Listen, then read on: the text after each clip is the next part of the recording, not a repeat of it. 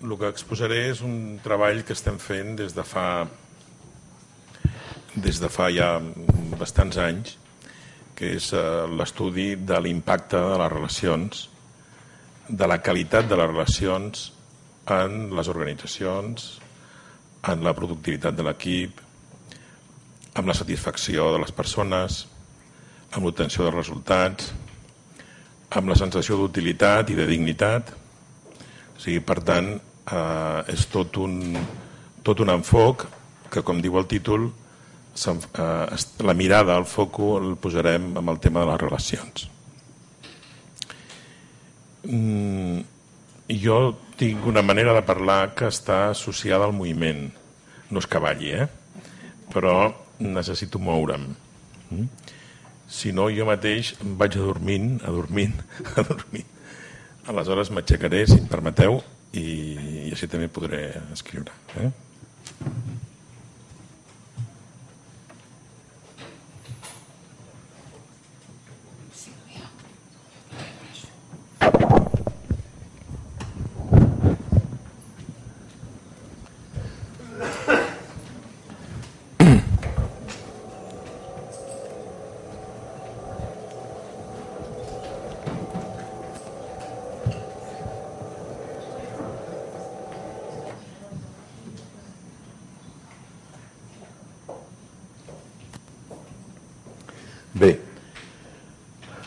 Bé, per començar aquesta conversa m'agradaria dos o tres idees claus abans de començar a passar al PowerPoint. El PowerPoint ha sigut un dels grans avanços i també un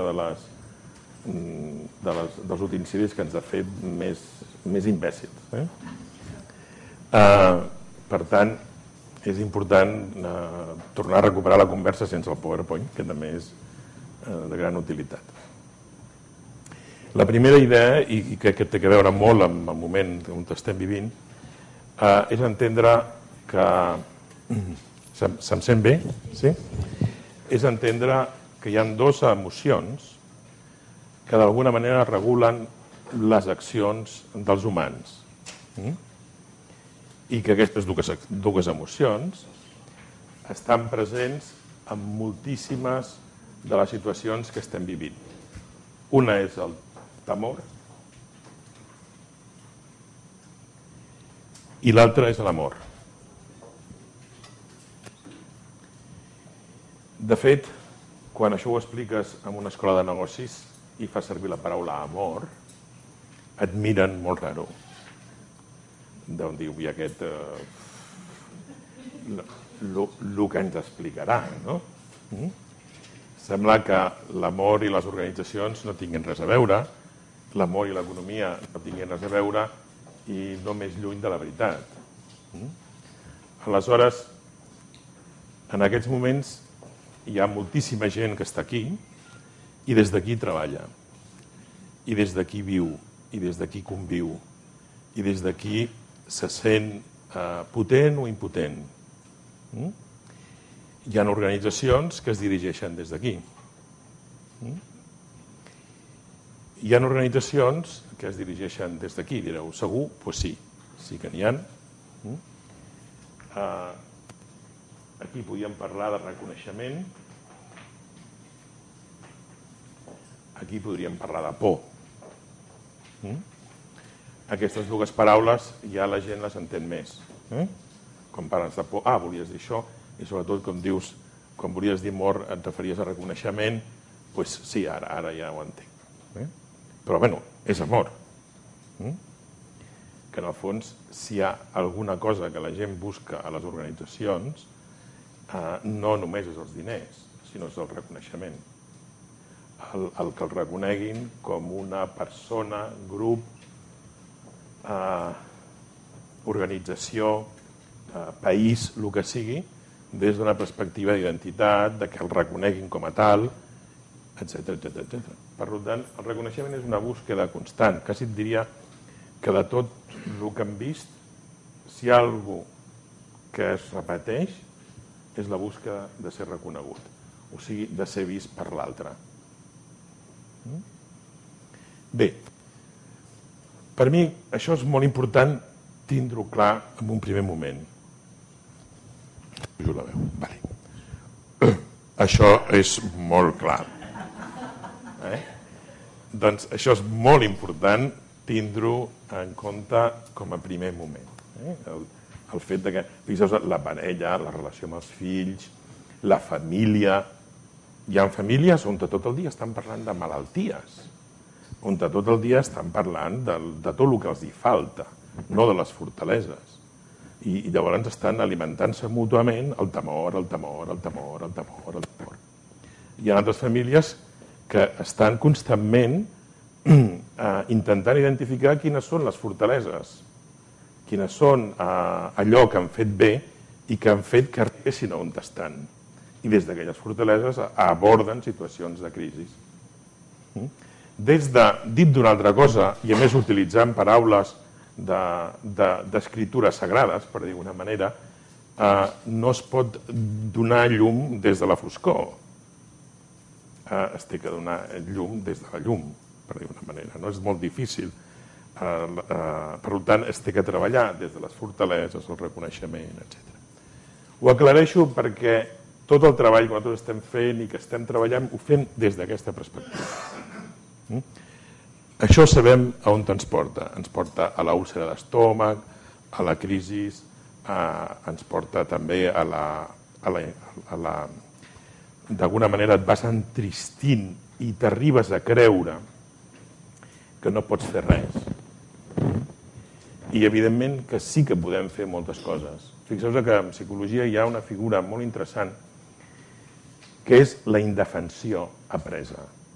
O sigui, quan alguna persona aprèn, pot arribar a aprendre a no actuar davant de situacions complexes.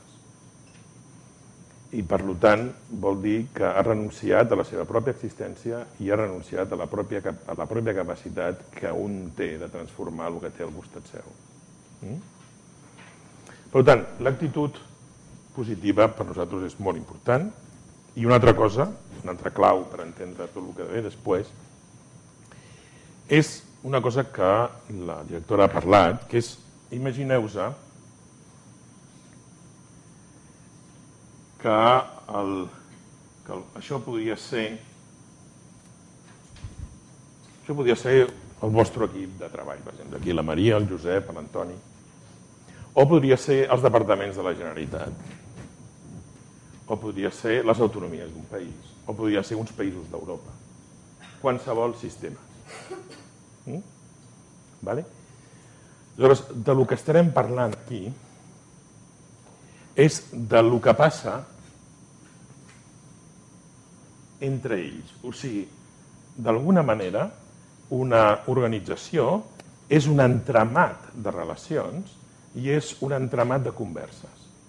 De fet, hi ha tota una línia de treball molt interessant que diagnostiquen el que passa en una organització només analitzant de què parla la gent a l'organització.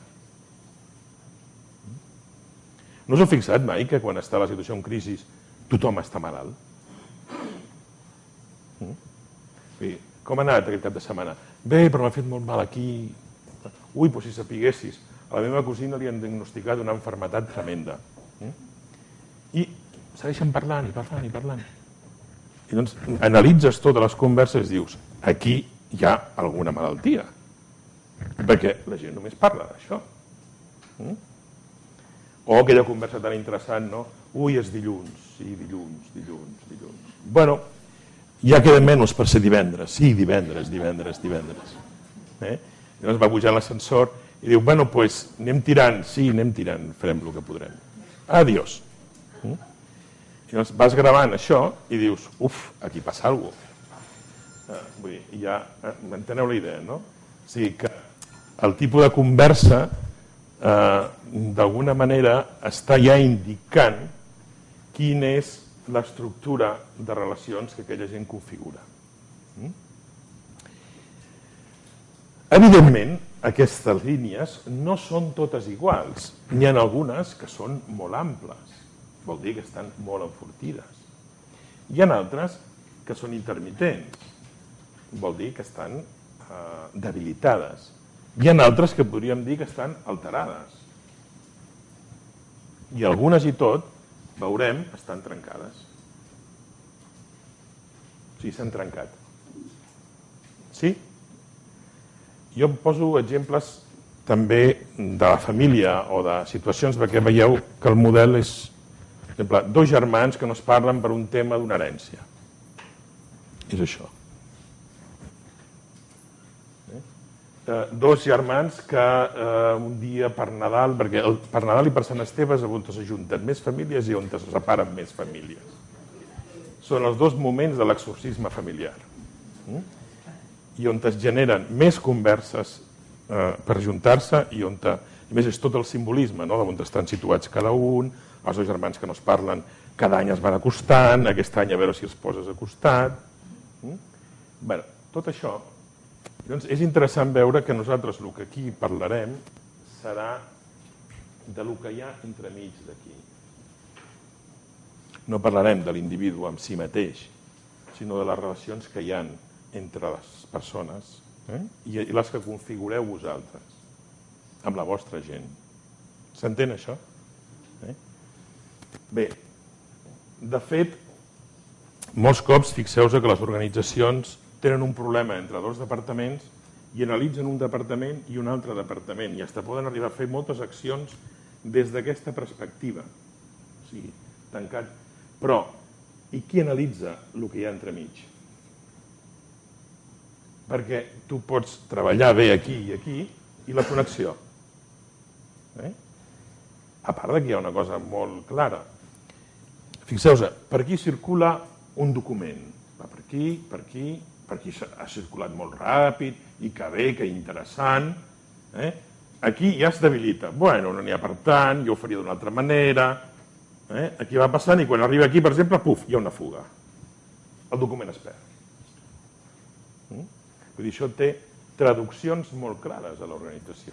No és un tema teòric. I hem comptabilitzat, per exemple, quan val en una empresa de distribució que el director de logística i el director de ventes no es parlin. Doncs pot arribar a ser 1 milió d'euros al mes en una organització mitja que tingui una red de comerços. Tu agafes aquests dos, els connectes i torna a aparèixer, es normalitza la producció, es normalitza les devolucions, les queixes es redueixen, perquè no és que ells dos no es parlin, és que quan l'altre va a la reunió de coordinació i a l'espera i diu, què t'han dit allà? Ni cas, Aquí el que mano, aquí sóc jo. Doncs hi ha un desgast brutal de tota l'organització que intenta compensar el fet de que hi hagin ruptures. Bé, per tant, aquest seria el marc de treball. Treballarem des d'aquí i analitzarem el que hi ha aquí al mig. Vale? Aleshores, això com ho farem? Ho farem a partir de veure com manegueu, com articuleu 5 coses. Però abans hi haurien dues consideracions més. Una és aquesta. O sigui, cada un de vosaltres es relaciona de forma diferent encara que treballi en el mateix departament. Això estem d'acord? Sí? És obvi, però per si un cas. De fet, és com si jo ara pensés que tots els que esteu aquí escoltant-me enteneu el mateix. Tu creus que és així? No. Perquè cada un escolta d'un lloc diferent. Bé, tots estem en aquesta sala.